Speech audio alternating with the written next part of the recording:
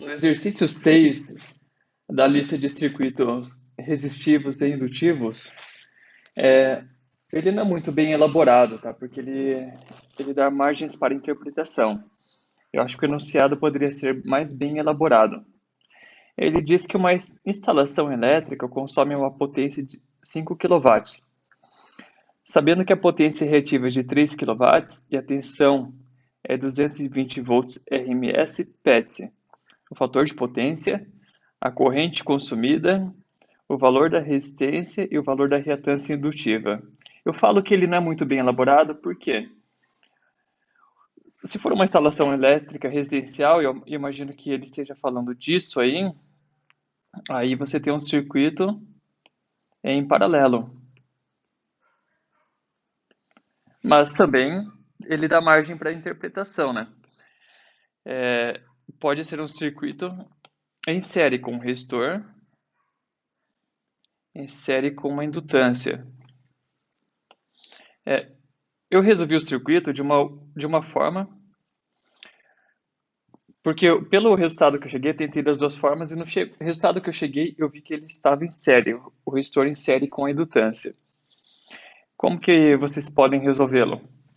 Primeiro, a dica aqui é o triângulo das potências, porque ele deu a potência ativa e a potência reativa. Então, no triângulo das potências, eu tenho a potência ativa, a potência reativa e não tenho a potência aparente. Então, eu consigo calcular a potência aparente pelo cálculo da hipotenusa. Potência aparente é potência ativa ao quadrado, mais potência reativa ao quadrado, soma e tira a raiz. Fazendo isso, a potência aparente deu 5,83 kVA. Ok. Eu consigo também achar o fator de potência. Por quê? O fator de potência é a potência ativa dividido pela potência aparente. O fator de potência deu 0,86. Beleza. Com esse valor da potência aparente que eu calculei aqui, 5,83 kVA, eu consigo calcular o valor da corrente total do circuito. Por quê? Potência aparente é a tensão total vezes a corrente total.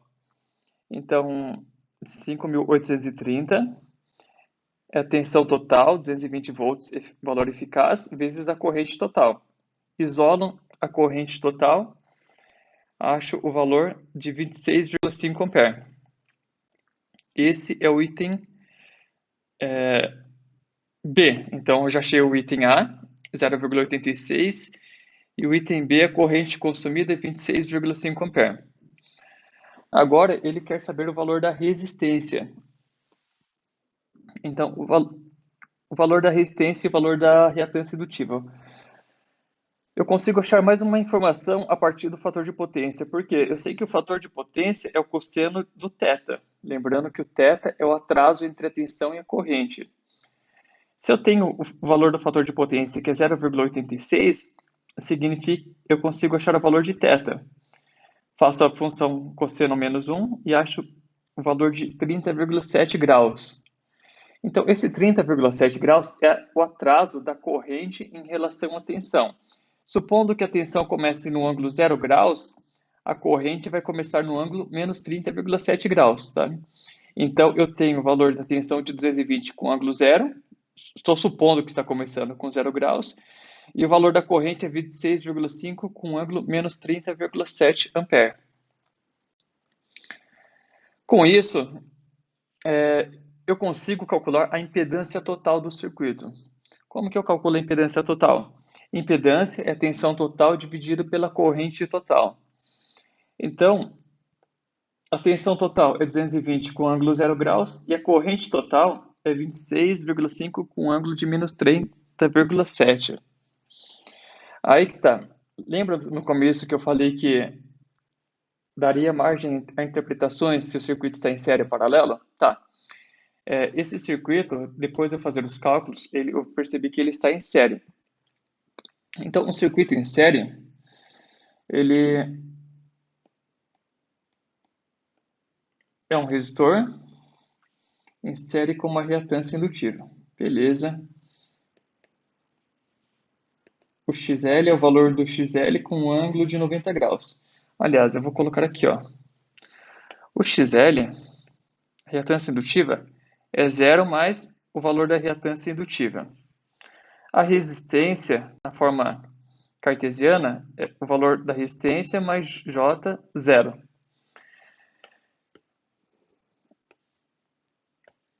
Esse valor aqui, pessoal, a gente pode transformá-lo para a forma cartesiana. Porque se ele é um circuito em série, como que ele fica na forma cartesiana? 8,3 com um ângulo de 30,7. Só vou pegar na minha calculadora. 8,3 vezes cosseno de 30,7.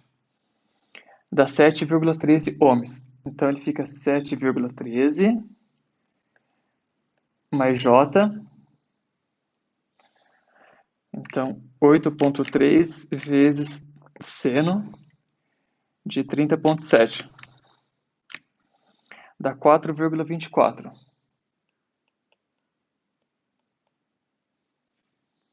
Beleza.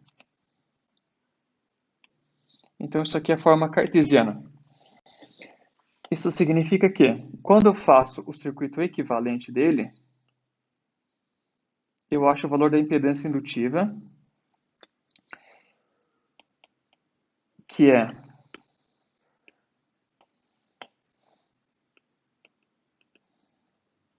7,13 mais J, 4,24 ohms.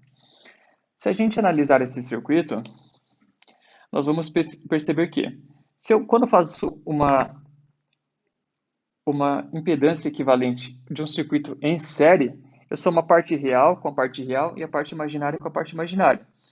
Então, a impedância ela vai ser nada mais do que o resistor mais J, a reatância indutiva. Olhem isso aqui. No lugar do resistor aqui, está qual valor? O 7,13. Então, significa que o valor é 7,13 ou aproximadamente 7,14. Olhem isso aqui. A parte imaginária da impedância, ela vem da reatância indutiva. Então, a reatância indutiva vale 4,24 ohms. Ou seja, a partir desse valor que eu tinha achado da impedância total do circuito, eu transformo ele na forma cartesiana, separo o que é real e o que é imaginário.